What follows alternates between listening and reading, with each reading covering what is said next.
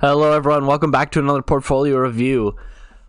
As some of you have probably known, the market has been dipping. You can see as I switch to the last week. So this is 21st. Yeah, so that's this last week. And this is what we wake up to Monday. It's just everything going down and down and down and down and down. And that's what we're going to be covering in this episode. First off, we're just going to kind of quickly go through these top three tabs here. I have, over on my other screen, I have some articles that I brought up. Talk about that a little bit and kind of why my opinions on the coronavirus is it's getting blown out of proportion and the media is blowing it up, which is then causing everyone to just freak out. So that's what I'm going to plan on covering today. Sorry, I'm just checking the calendar because I'm just trying to think of when I did stuff. So as you can see, for this week in total, I am down almost 10% of my portfolio. Exactly what Robinhood asks, what happens if you go down 10%? What are you going to do?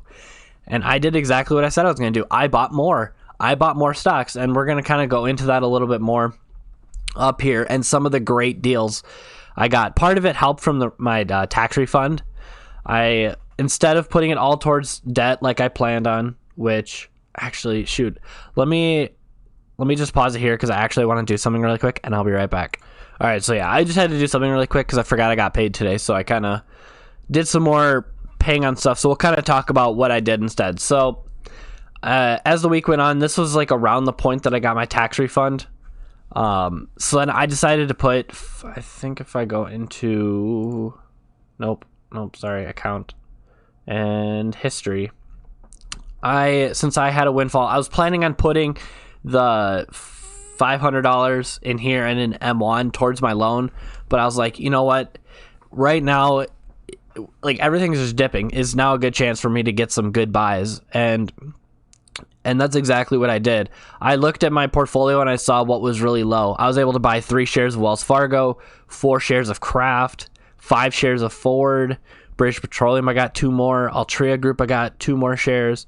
High Dividend, I got 1, and Energy Transfer, I got 3. So some really, like a lot of companies for really great prices. And the thing to keep in mind is even though everything is going down right now, if we just look at this last week, I mean, if you look at my all-time, you can see that everything was going up and then it just dropped. But, you know, they're still going to be paying my dividends, which is the biggest thing that, you know, and which is why I'm doing dividend investing. They're still getting paid, even though Charles Schwab went down, even though this company went down and Ford went down. It's not going to update because of the new companies that I bought, but, you know, right now, this is just what people think these companies are worth and what is going to happen in the long term. It's not an actual reflection on how good they are right now, but it's just people's speculation of what's going to happen. But that's with every company across the board that I'm watching. Companies that have been around for years and years and years. That's why they're dipping, not because they're bad. Here's an example of one. So right now, yeah, they're dropping, but I think it's because they just paid out their dividend. If we look at this company over the last week, wow, they're going up, but it's like fractions of a cent. If we look at the last month, they just had a dip and then they went back up. If we look at the last 3 months, you see a trend here. This is as they're building up towards the dividend. Dividends paid, people sell it off, buy more dividend. If we look at the last year, this is why sometimes maybe people need to invest in some bonds. And this is a great example of one. I think this was on another Joseph Carlson video where he was kind of looking at, I don't know if it was this video, but he was just showing that this is like a good way to kind of bring some stability into your portfolio. I mean, if we look at the last 5 years too, you can kind of see it on like a bigger scale and how it actually does go up. But, you know, in the last year, I think on Seeking Alpha, it shows a better version of this. But it actually pays a pretty good dividend, like over 2%. I think it was a video about how to beat the savings rate. I think I now know which video it was. I can't think of his name though, but yeah. So that's just something to keep in mind, is maybe adding some bonds and more stable stuff. Because the thing about stocks is they go up really fast and they also go down really fast, as we've all seen. So enough covering on this. I don't know if there's really much more to talk about. We'll eventually get back to more of it and kind of see some of the bigger breakdowns once we get to the portfolio part. In a couple weeks, I'll be able to get my M1 portfolio updated. I said I was probably going to wait till March to get an update, but with where everything's at right now, I figured it's too important not to cover and kind of get my 2 cents out there. And hopefully when someone sees this video, they understand, like, wow, maybe there isn't much to worry about and they can get some great companies on sale right now. Like, all these companies are hitting their lowest point in a year. Like, I think Wells Fargo hit that earlier. Yeah, the lowest point they've been at in a year, and then in 5 years. Yeah, also in like 5 years too. So if you're wanting to get Wells Fargo on sale, now's your time. Just saying. Also, since the last time as well, I have now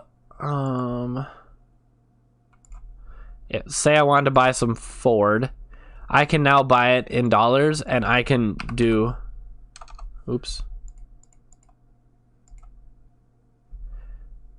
based on your current market price, you'll receive, so I can do now fractional shares. That is now out for people. I don't know if it's for everyone or just for me. The other thing that I managed to also get hooked up is I now have the cash management system. So eventually I might start putting money in here because, well,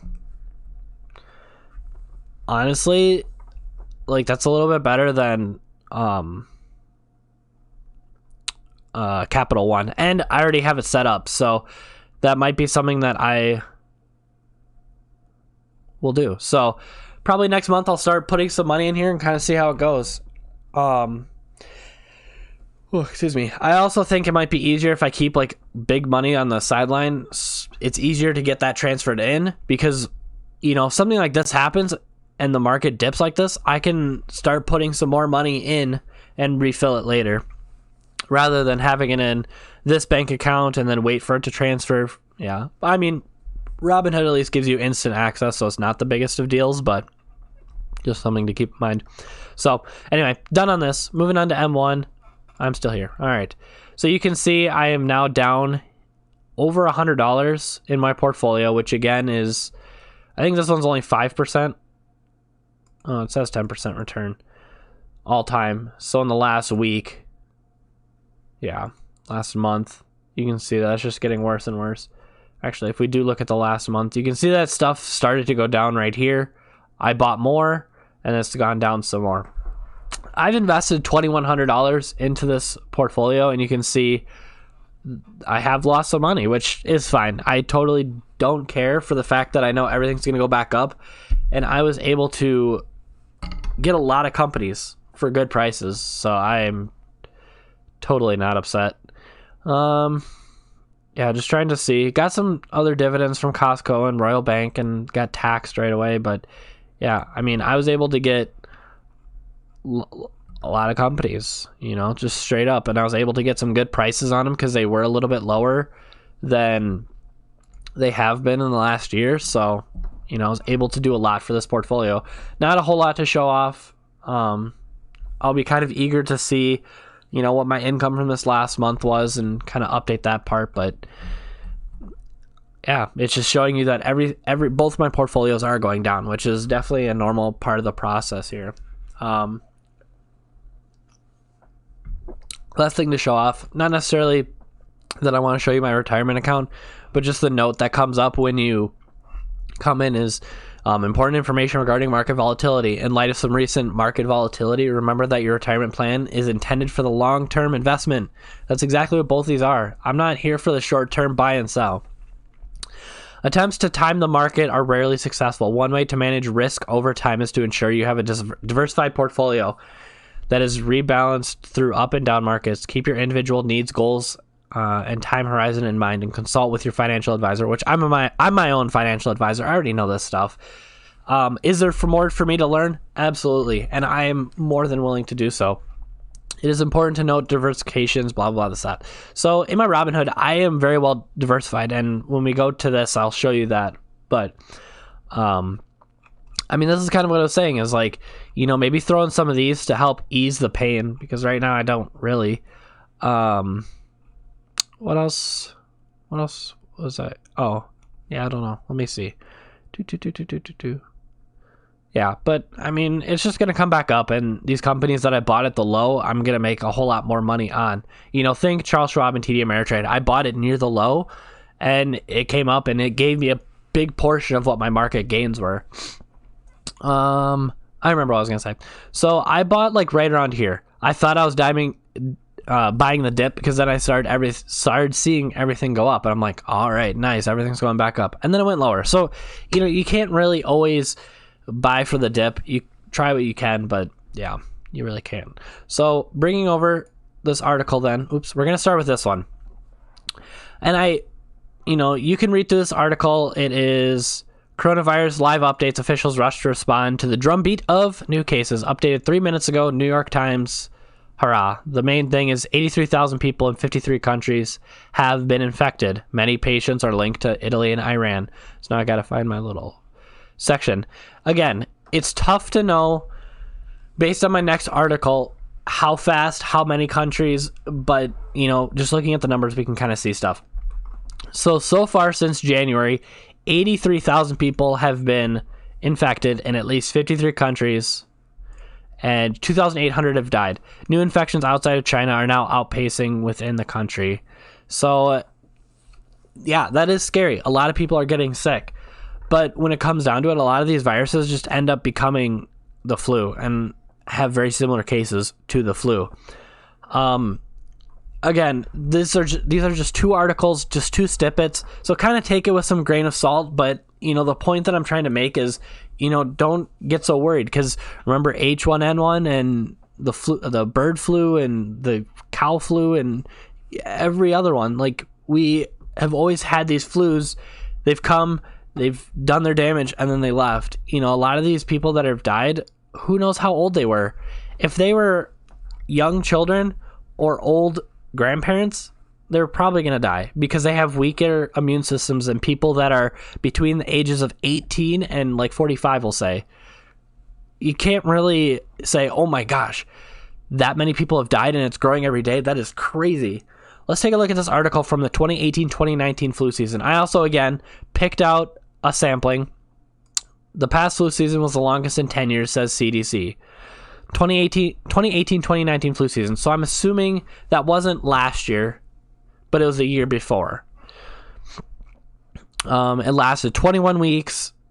So 21 weeks is like 3-4 months. So kind of a similar time frame ish. I mean, we can kind of, like, based on the numbers, we can kind of see. So the CDC reports 42.9 million got sick. It doesn't say how many countries. That's fine. But during this time, almost 650,000 people were hospitalized. And 61,000 people died. These numbers speak for themselves. Totally taking these possibly out of context. But, just to keep in mind, like, the typical flu season, so this is from the previous year, says of the 48 million that were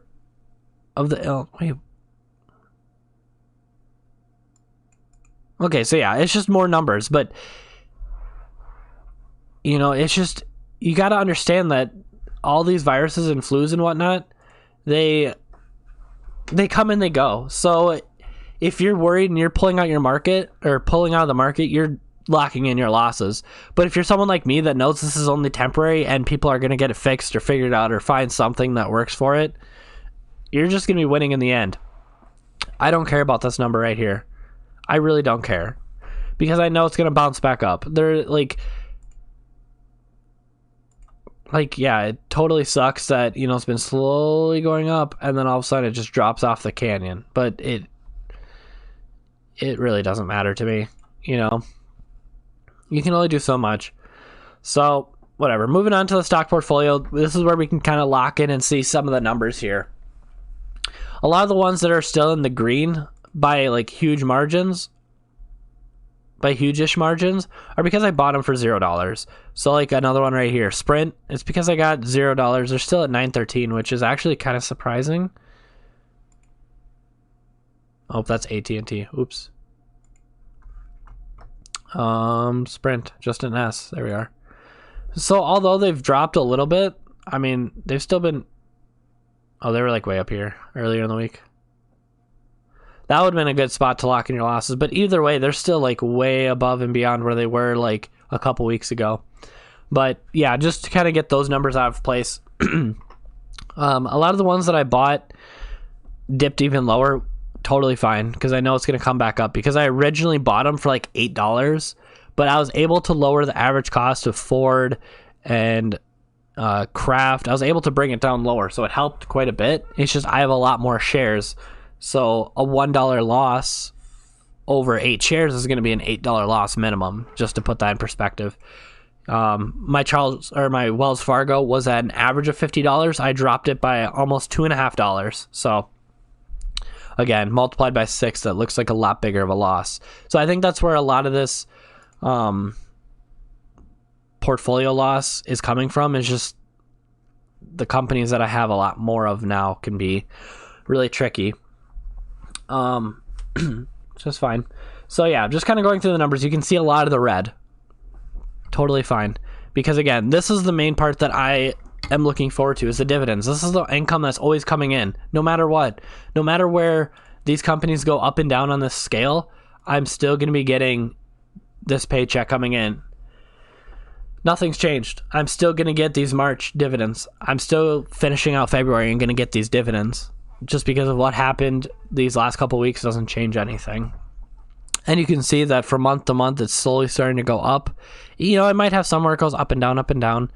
But you can see just last year from this year, granted 3 months sampling, but guess what? I have a 3-month sampling right here too. So that's awesome. For fun, you know, I showed you that this was my projections. I had the date wrong. I did it this year, and I just realized it now. This was my projection at like middle of January, $54. After I bought some more stocks, Valentine's Day, my projections went up to $70. After buying my most recent, my projection, obviously it's going to be a little bit off because Wells Fargo isn't going to give me 6 shares at that, but it's now over $100. So, oops, I wanted to change that formatting. So, as of yesterday, my projection is to make over $100 in dividends. That's awesome, because that's usually what I put in. I mean, that's over the course of a year, so grain of salt again. But, you know, just to now have... Okay, say I put in, you know, $1,200 on my own. I think if I do divide by now $1,300, that is at... that's not right. We'll do that then. That's an extra 7%. That doesn't really make much sense. But that's an extra $100 that I don't have to put in now. You know, as a way to think about it. In about a month's time, it's doubled. Close to. That's kind of crazy. You know, all it takes is just buying some more stocks, doing your research, figuring out what companies are going to be very... have the ability to do so. So you can worry all you want about where the market gains are at, but at the end of the day, this is the number that really matters, truth be told. So yeah, you can kind of take a look at this, and you can also see like my sector percentage. Yeah, I'm really heavy in financial, and that's the one that's hurting the most. I have ETFs to try to balance me out a little bit more. I have consumer defensive, like ones that are supposed to not drop as much. You can see that Coca-Cola is doing well. You know, it's dropped, but it hasn't dropped a lot. I have some more. Keurig Dr. Pepper got some bad reports, so they dropped quite a bit. Pepsi also, you know, is not doing as well, but only 50 cents. So you can see that they help quite a bit. It's just, again, like a small $2 times 8 is going to add up quite a bit. So, and then another consumer defensive, cigarettes went down quite a bit. People are worried. They're like, oh, I'm going to get sick or something. I don't know. But, you can be as diversified as you want, but, you can only do so much. But yeah. So kind of taking a look at the net worth then, kind of some numbers to explain as I grab some water here. You can kind of take a quick look at it. The number that I want you to focus on right now is, on paper, I've passed my net worth at $20,000. It's not quite at this point exactly yet, but it's basically there. So that's what I was doing, is I was paying some more on my loan. So now my watch loan is down to about $2,000. I did have projections of having it at like $1,200, but I decided to put $1,000 into the market while it was low because I wanted to, either way, if I'm putting 1,000 here or 1,000 here, it still is the same for my net worth. Granted, I'm locking in the gains of not paying 7% interest, but still definitely going to have it paid off soon. With my new job, they'll definitely help out. So it was a trade-off. I wanted to grab it while it's low because it could go back up instantly as soon as this talk settles down a little bit more. But as far as today, these are kind of the rough, correct numbers. Excuse me. So I'm almost down below $10,000 on my loan. You can see from the point that I started aggressively tackling this, like this month. So in 1 month, I was able to drop $3,000 in loan. Like, it's possible. Now, there was a couple factors that helped. My tax refund. It's plain and simple. That was basically the difference maker right there. So, wanted to go with that. So, you can see I have not updated my cars. I will try to do that next month, in February. Actually, this is February, in March, excuse me. I'm actually going to go through Kelley Blue Book and kind of get an updated value. And I said I could not figure out why my watch went up $150. I now know. With my new job, I started earlier this week at my new job, new jewelry store. They sell Rolex. And I did not know this, but as of January 1st, 2020, they raised their prices for the first time in 10 years. So my watch that was originally retailed at $82 now went up to $85.50. So, yeah, that is pretty nice. Very nice indeed. So, I don't know what the percentage jump is. I wonder if a calculator will tell me. 350. 4% jump. Yeah, so they all went up 4%, which actually makes sense. So all Rolexes across the line went up 4%. So in essence, that helped my value go up, even though it's pre-owned. Yeah, I can't fetch a higher price for it, but just right away, it shows you that my watch is gaining value through what Rolex does. Plus, also, it's, it's like gold. People want to buy it no matter what. So I do need to update these portfolio values because, as you can see, they are getting lower and lower by the day, but totally fine. Not a big deal because in the end, I'm locking in my liabilities by paying that down. So that's why a lot of people say pay off your loans first. I kind of did the mortal sin of putting more in the market. I know Dave Ramsey's frowning on me, but life lesson right here. You're going to lock in your returns here. You won't here. On the flip side, I could get higher returns here and less here. But again, right now, I'm at negative 10%. So obviously I'm going backwards somewhere. Retirement account probably needs to be updated as well because, everything's going down. Savings has stayed the same. Now that I've hit this $1,000 threshold, I'm going to try to maintain it. And I'll probably have to add a tab for like Robinhood savings or high yield savings just because it might change what it is from time to time. But look for that next tab on the next time we do this and we'll see. We'll start out slow with like $100, maybe a little bit more into that high yield. And it does seem like if I go into the cash portion that it might pay out interest every month, which is actually really awesome. So actually kind of excited because my bank does not do that. They do it quarterly. So we'll see where that tracks at. Maybe I'll make a chart and kind of track my progress and how much money I've made, because that's what I like to do. Checking again doesn't matter to me. This is just a temporary spot to hold cash and everything from savings to my retirement accounts gets pulled out of my check, but this money gets dispersed to here and to here and to these. So it's just a central hub. Everything gets put in there and spreads out from there. So once I pay off my debt, I will quickly be at $30,000, if not more by that time.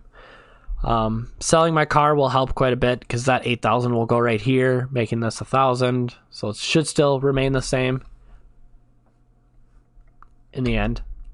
I mean, that's how the net worth goes, you know, because I have negative 11,000 over here. I have 8,000 here. But anyway, so yeah, happy that, you know, my tax refund was able to help quite a bit, plus, you know, 20,000. So if you look at the charts, bam, you know, that's a huge number, huge spike. Will I reach this again?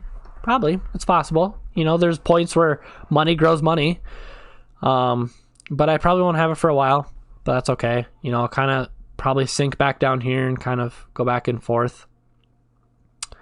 And yeah, you can just kind of see the slow curve up, and that's just how it goes. So, and again, taking a look at the debt snowball, this number might change slightly just based on what went towards principal, what went towards interest.